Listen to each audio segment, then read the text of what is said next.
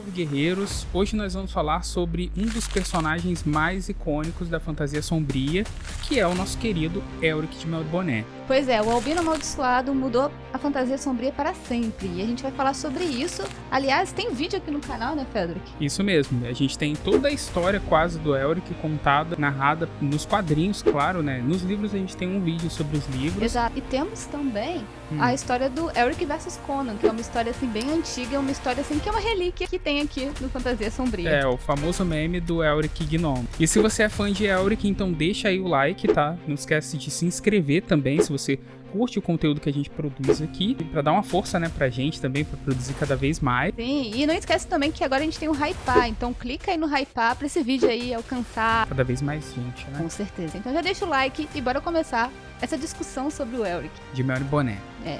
Então, pra começar, a gente vai falar sobre o anti-herói, tá? Por quê? O Elric, ele foi um personagem criado pelo Moorcock, justamente porque antes, na fantasia sombria, existem outros, na fantasia em geral, né? Isso. Existem outros personagens ali que têm características voltadas pro bem ou pro mal. Exatamente. Ou é muito mal, ou é muito bom. E o Elric, ele tá nesse meio termo. Então o Moorcock, ele trouxe a decadência, o vício, a fraqueza, né? Tem um Isso. protagonista fraco, né? Porque ele é dependente da espada dele, da Stormbringer. Da Stormbringer, que a gente vai falar daqui a pouco. Exato. Então ele já trouxe esse conceito, assim, de tipo assim, até mais humano, né, Feldric? A gente tinha personagens antes, que era, por exemplo, o Conan. O Conan é um personagem valoroso, que lutava e tal, ele tinha todas as suas habilidades lá, e geralmente nada impactava ele negativamente. E o Elric, ele quebra isso, ele traz um personagem falho, um personagem que precisa, como você disse, da espada, da Stormbringer, e sem isso ele não é nada. Exato, e até a moralidade dele é questionada, né? Isso. Então, às vezes ele tem que tomar umas atitudes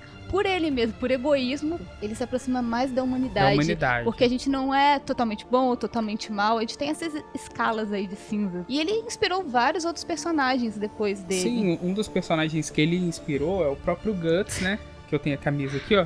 E o Guts é um personagem que ele não é aquele personagem bem ou mal, que você vê que ele comete erros. No começo do arco, ele tem problemas pra poder lidar com a fúria dele, né? Até porque ele tá numa história de vingança. No próprio Bloodborne, a gente tem, né, o Caçador, que é uma figura que representa você jogando, mas é uma figura que ao longo do tempo, até o final do jogo, a pessoa vai descobrindo os segredos do Caçador. São coisas que você não espera de um protagonista. Não só protagonista, gente. Até, por exemplo, a Yennefer, de The Witcher. Ela não é protagonista, porém, ela é esse personagem ambíguo, sabe? Ela é poderosa, né? Sinistra, mas as atitudes delas nem sempre tendem ao caminho do bem.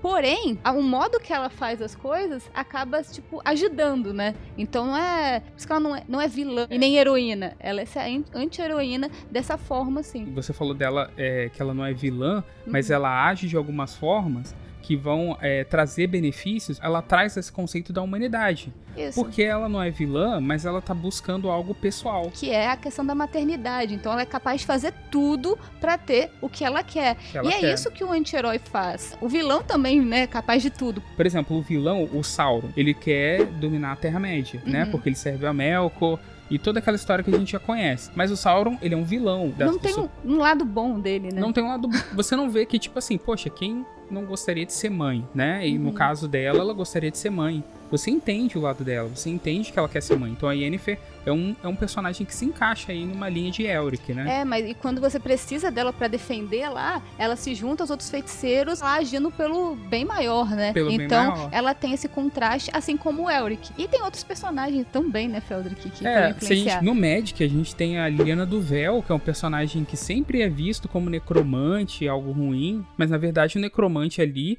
ela usa os poderes dela pra se favorecer, né? E as pessoas olham ela porque ela veste preto e roxo. Ou seja, são cores, mas ela é uma pessoa humana e ela acaba até em alguns momentos lutando pelo bem de todos. A gente tem a Jinx também, né? Do Arcane, que é maluca. Mas assim, a Jinx, ela é considerada anti-heroína? Eu acho que sim, porque a Jinx, ela é aquele personagem, a gente já tinha conversado disso, que ela luta por uma causa específica. Só que ela não luta daquela forma certinha, né? Ela luta causando problemas. Exatamente. Ela tá defendendo a parte pobre da cidade, né? Você vê uma gente... Mas daquela maneira dela, que é um pouco dramático, exagerado. Bastante dramático. Exatamente. Mas, se você vê na perspectiva, ela acha que tá fazendo certo. Está lutando a favor dos oprimidos. A favor dos oprimidos. Mas, daquela forma. Eu tenho também um personagem que eu gosto muito, pô, dos quadrinhos. Um dos primeiros quadrinhos que eu li da minha infância e tal, que é o Spawn. É assim, ele é um anti-herói, mas ele age também como herói a maioria das vezes. Ele primeiro começa agindo por vingança, e depois ele se torna esse personagem que tem um poder grande em volta dele, né? Porque ele é abençoado com o manto do soldado do inferno. Esse manto é um peso, porque dá poder, mas também traz tristeza, sentimentos ruins, lembranças que ele não quer ter. Então, e se você associar isso a Elric... Poxa, é o próprio personagem do Elric, a própria história que a gente vem contando aí no nosso canal, você acompanha com a gente. E tem uma coisa que vale frisar, o Michael Moorcock, ele não criou o conceito de anti-herói, tá? O anti-herói sempre existiu. A questão é que ele trouxe esse anti-herói para a fantasia. Ele não é, por exemplo, o Aragorn. Ele é mais previsível, né? O Aragorn é mais previsível. Você sabe que ele vai tomar as atitudes para o bem. Com certeza. O anti-herói, você não sabe o que ele vai fazer. Isso que é legal de Elric, porque cada vez que você vai lendo as páginas, né? Ou lendo o quadrinho, você vai lendo a história do Elric, você vai se surpreendendo. Porque às vezes ele toma uma atitude que pode ser muito boa em certas situações, né? E outras totalmente egoísta. Você não sabe o que esperar dele. Exato. Você não sabe o que esperar. Às vezes, tipo, tem umas cenas bem pesadas em Berserk que o Guts vai fazer uma coisa que você pensa assim, meu Deus, por que o Guts tá fazendo isso? Ele é o protagonista. Exatamente. Então esses personagens são isso, esse conceito do Moorcock. Então, de onde vem essa questão do anti-herói? É um conceito mais antigo do que o próprio Elric. Exatamente. E, pelo menos pra gente entender o anti-herói, a gente tem que voltar em obras clássicas como Don Quixote, como Hamlet. O Don Quixote mesmo, ele é um personagem que acha... Ele é capaz de fazer qualquer coisa. Ele é muito idealista, mas é falho. Ele é muito falho, a todo momento. Mas a ideia dele é que, tipo, ele preza pela honra e pela moral, né? De que é um cavaleiro... Toda aquela ideia que a gente tem até no Cavaleiro Andante. Tá aí nos cards. Você pode acompanhar também, tem a história do começo até o fim, pelo menos o que o George Martin escreveu, né? Mas o Don Quixote é meio isso, é meio aquele cavaleiro que tem os seus defeitos, mas também tenta seguir um código de honra. Ele é no conceito do anti-herói, mas dentro da literatura clássica. Por que, então, o Elric é importante? Sendo que ele não foi o primeiro herói da fantasia, mas ele mudou a fantasia. Por quê, Feldrick? Porque é um cara que é frágil, né? Introspectivo. Ele tá ali viciado no poder da Stormbringer. Então ele é um ser que depende da espada. E mesmo assim ele não deixa de usar o poder dela. Né? Ele sabe das coisas que são ruins. Ele até evita em certos pontos, mas no ele não final deixa. Ele é pra tentar resolver o problema de uma forma eficaz. Mas que tem um preço. Tem um preço. E ao mesmo tempo ele tá lutando contra o caos, né? Então ele carrega o caos dentro de si, as atitudes que ele faz. Então, por isso que ele é bem importante.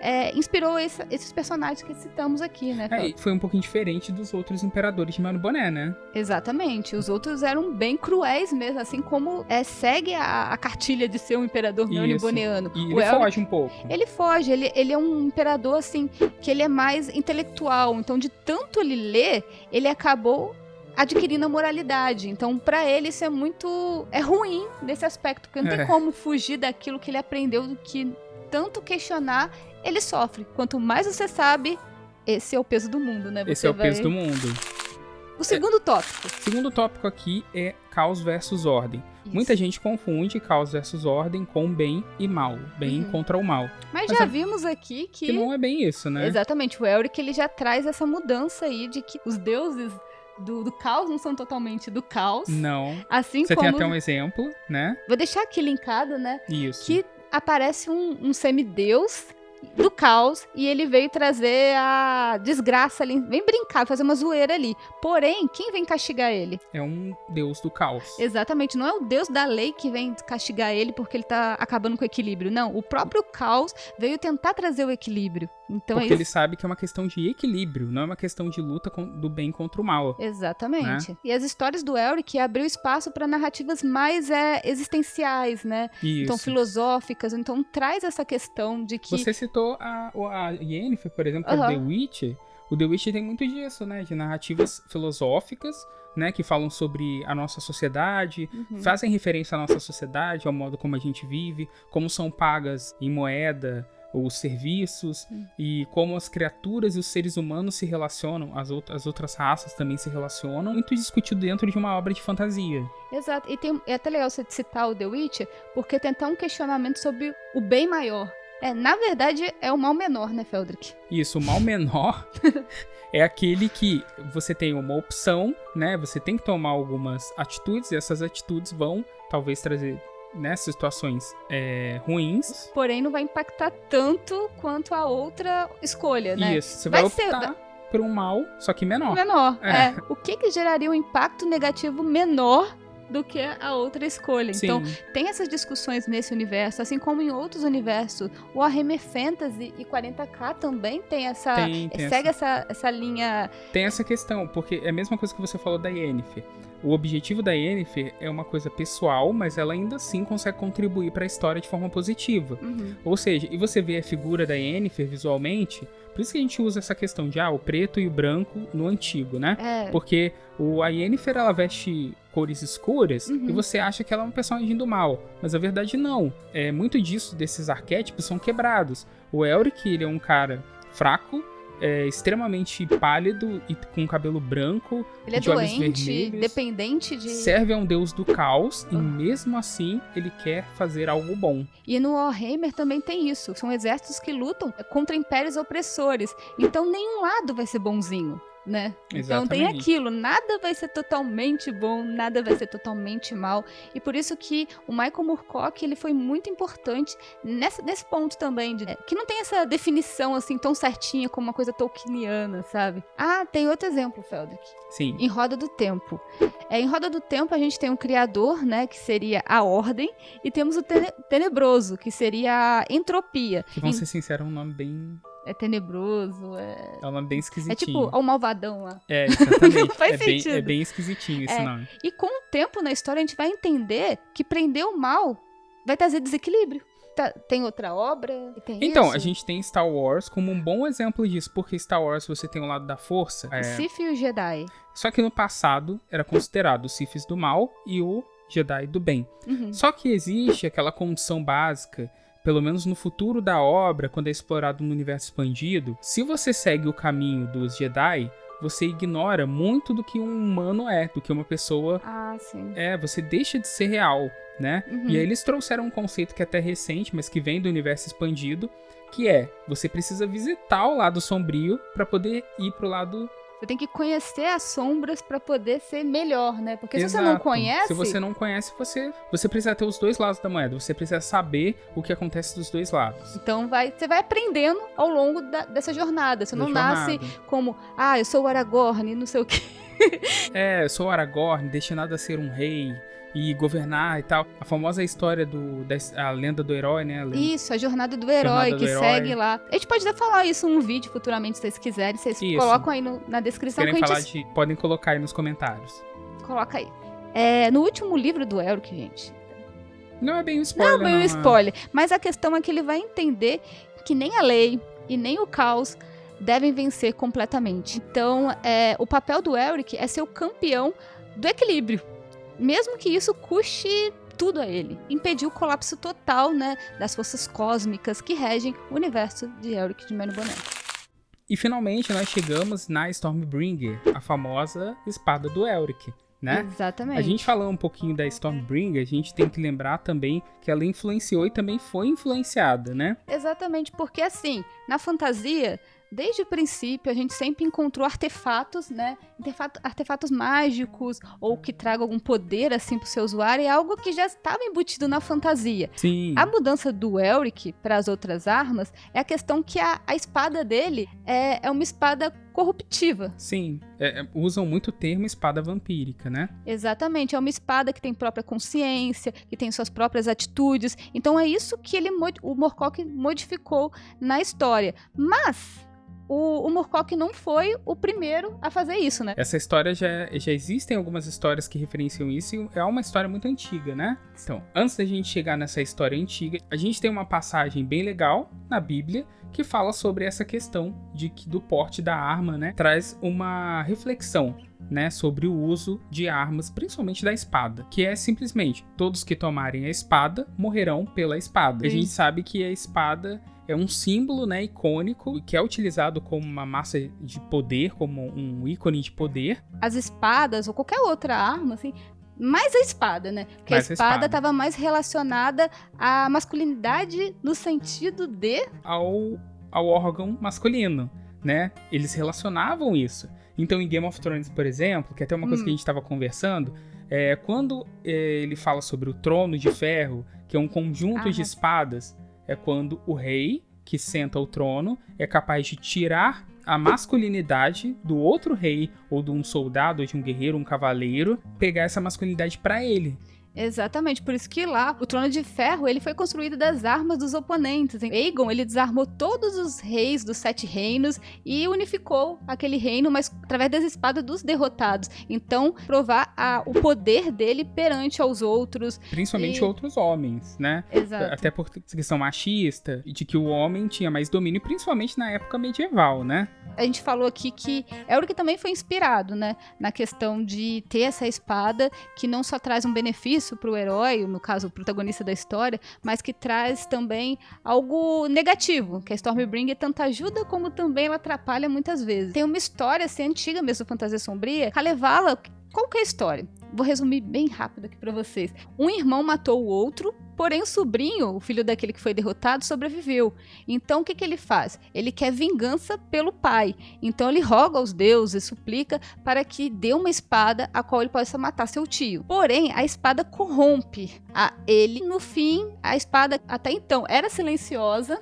Ela rompe o silêncio e ela fala com ele, assim como a Stormbringer falava com Elric.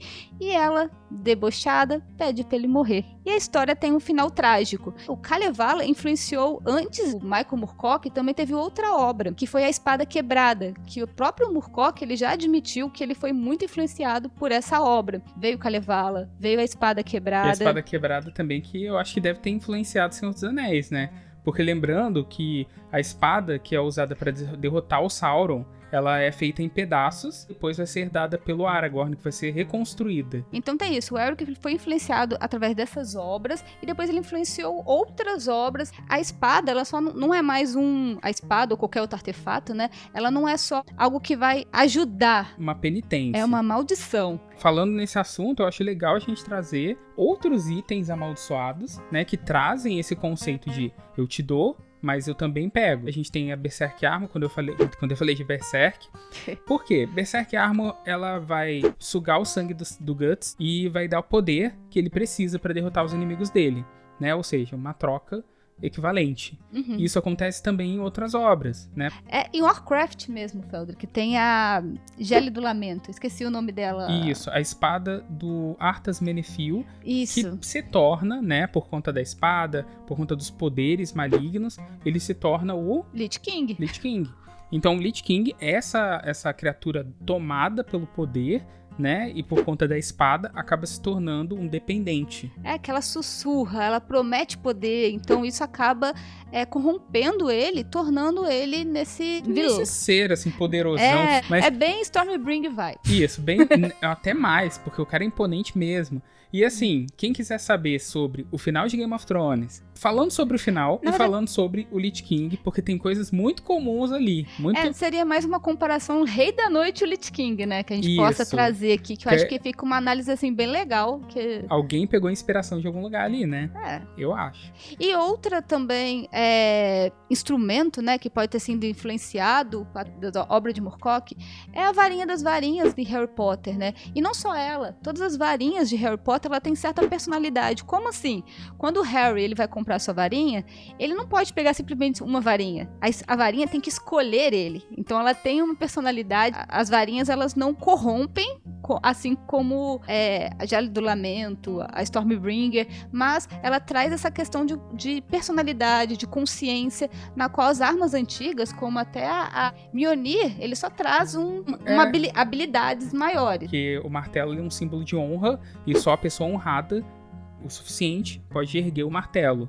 Não só isso, porque é inspirado nas lendas arturianas, né, por conta da espada Excalibur, só pode ser retirada da pedra por alguém honrado. O Thor da Marvel. O Thor da Marvel. Isso, que é diferente aí da mitologia. Que o Thor, ele é uma alcunha, né, porque eu queria trazer isso, que a Jane Foster, quando ela pega o martelo pelo menos na Marvel, né? Claro, porque ela não existe. Ela se torna uma Thor, né? Ela acaba pegando o poder do Thor e também retardando a sua doença, que ela tem câncer na época. O poder do Thor, ele tem a ver com a dignidade na Marvel. Então é um conceito interessante, é um aspecto positivo aí, inspirado na espada de Murkock, né? Na que é Stormbringer. bem... Esse Thor da Marvel depois, ele trouxe esse aspecto dando mais... positividade, né? Não, independência também pro próprio instrumento, né? Que ele é capaz de poder escolher e de quem é digno só pra levantar. Mais características, né? Porque ele aparentemente não tinha tantas características. E na Marvel ele ganha muitas características, muita personalidade. Até em Dark Souls também tem uma arma assim, não é? Crown of Horns, o portador ele começa a ouvir sussurros, gritos e delírios. Uou! É como se esse personagem relembrasse todo o terror contido naquele objeto. Eu lembrei até de um objeto assim que traz esse terror, mas é antes, né? Antes do Elric, que é o próprio Necronomicon, né? O Necronomicon, conceito de Lovecraft, né? A loucura. A loucura, escrito por Abdul Al-Zahad, um cara louco, né? Um pesquisador que se comunicou com os deuses antigos, transcreveu aquilo em um livro, uma capa de pele humana, e esse livro foi tomando formas diferentes, virou Darkhold, né? Da Marvel também, a gente falando de Marvel de novo. Darkhold é como se fosse o Necronomicon da Feiticeira Escarlate, né? Isso. Até no filme, ela tem formas de usar o Darkhold para poder criar ilusões, para poder fortalecer o poder dela. A fantasia sempre teve essa inclinação assim para objetos mágicos que têm algum poder, que trazem maldições, né? Exato. Mas a partir das histórias do Elric, a gente vê que também é aquilo. Ele traz poder, mas ele tem também as maldições. A espada, ela vira não só um objeto, no caso, aqui ela é um personagem. Na própria história do Elric mesmo, a espada, ela ganha uma forma física. Uma forma física, uma mulher.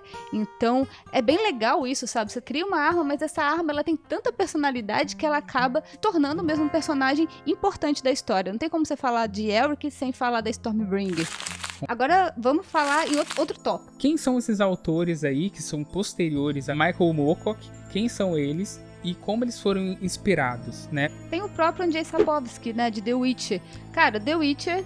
O Geralt já tem muitas semelhanças lá. Semelhanças físicas, semelhanças em relação a sentimentos, a questionamentos sobre quem é ele, né? O que ele faz. E até a própria alcunha, o Lobo Branco. O Elric era chamado de Lobo Branco quando ele largou o Império e foi vagar como mercenário dos Reinos Jovens. Então tem... Isso. E o próprio Witcher, o Geralt, ele é meio que um mercenário, né?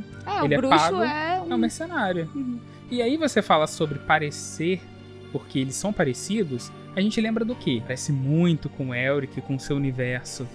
Game of Thrones. Então, quando o George Martin, por exemplo, os Valerianos, a gente tinha até um vídeo, né? Só pra comprovar isso aqui, a gente fez um vídeo. Fala de muitas semelhanças desses dois universos, tanto do povo valeriano, quanto até do próprio personagem, que é como se fosse o Elric de George Martin, que a gente até contou na história do Cavaleiro dos Sete Reinos, né? Isso. Ele é aquele personagem, o Corvo de Sangue. O Corvo de Sangue. Ele é albino.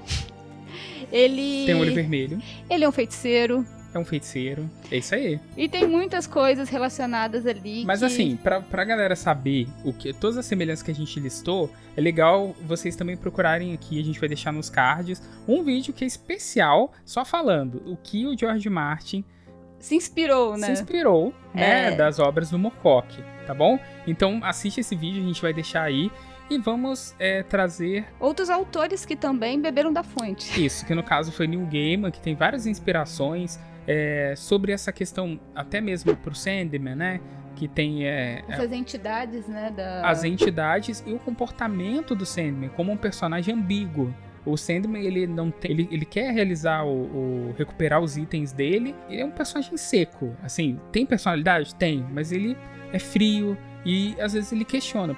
Peraí, esse é o sentimento humano. O que tá acontecendo aqui? E é o que exatamente nós vemos no Elric. E até também a questão de universos interligado, a questão da dualidade entre a ordem e o caos. Então, Neil Gaiman tem bastante obras que trazem essas discussões que foram implementadas aí ao longo do Elric e depois influenciou vários outros autores. O próprio livro do Pipoca Nanquim, que a gente também tem vídeo. Se vocês quiserem dar uma olhada em como ficou o livro do Pipoca Nanquim, a gente tem um vídeo especial sobre ele. né? E tem uma introdução do Neil Gaiman, né? Exatamente. A gente não vai falar muito de Neil Gaiman por conta das polêmicas e tal, mas a gente sabe que, assim, a literatura dele, querendo ou não, foi até importante nesse quesito, mas ela foi inspirada também no nosso querido Michael Moorcock. Exatamente. A gente não tá falando do autor, a gente tá falando da obra. Assim como do Lovecraft, a gente não tá falando do autor e da índole dele, estamos falando da obra. Então, continuando... Tem o Alan Moore.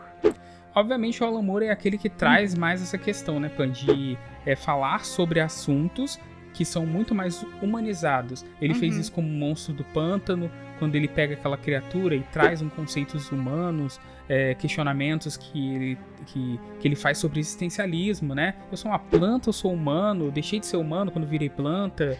Sabe que eu sou louca pra trazer o Monstro do Pântano aqui pro canal. Se vocês quiserem Monstro do Pântano, deixa aí nos comentários, tá? A gente pode trazer uma história ou outra, né? Histórias muito legais do Alan Moore, e é um autor aí que se inspirou muito em Elric. E esses autores que a gente está trazendo aqui, eles admitem mesmo que eles tiveram inspirações, eles construíram os próprios universos, porém, eles trouxeram essas discussões que já foi lá em 1960 levantadas nos livros do Elric. Outro conceito é o multiverso de Moorcock. Que é um universo, né, que inspirou aí a criação de outros multiversos. O Moorcock, ele já vem trabalhando nesse multiverso, não é o criador do multiverso. Não, o multiverso é assim como o anti-herói, a gente fala que é um conceito bem antigo. A questão é que ele trouxe mais assim para dentro da fantasia. Ele adaptou bem aquela questão de viajar entre planos, e ali cada personagem que é o campeão, né? É o campeão eterno. Campeão eterno. Ele vai sendo representado de formas diferentes e com poderes diferentes no presente, no passado, no futuro.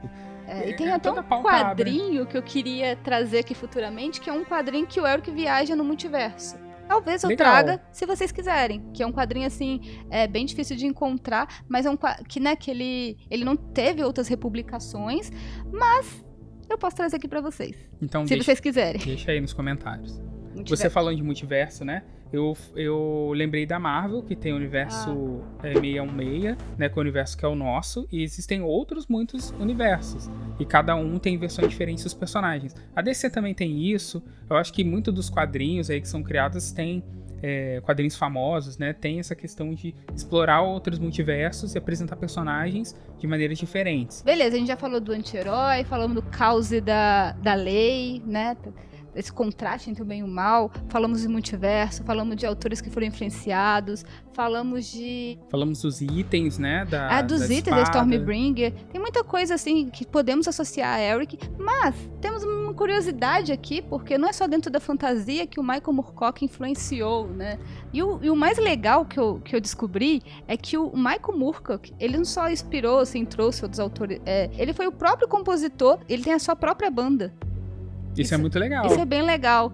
Então... E que tem música sobre Stormbringer. Tem um álbum completo sobre Elric. Então é bem legal, assim, saber que o autor tem essa inclinação para ser um músico. Influenciou outras bandas também. Quando uma obra... Transcende, né? Transcende, isso. Ela vai para um ponto onde ela começa a influenciar outras mídias. Isso é maneiro. E é isso, Elric influenciou várias obras de fantasia, que assim, que mudou assim nos últimos anos, é que agora o Elric tá lá desde 1960. A questão é que agora ele tá sendo... Pelo menos aqui tá no chegando Brasil, aqui, né? Com mais intensidade ultimamente, isso é muito legal. A própria Silmaril, né, que teve essa releitura. Isso que eu acho que é muito importante, a Silmaril voltar pro universo de Elric, pra esse universo novo, e ela trazer essa vilania, entre aspas, né? Porque ela tem motivações pra isso, o que é uma coisa que não acontecia, né, nos livros. Não, é porque assim, a gente tem até um vídeo que a gente fala sobre isso, que é a história da Silmaril aqui. Mas assim, resumindo, a Silmaril dos livros, a princesa tradicional, né? Que ela vai virar até a Bela Adormecida.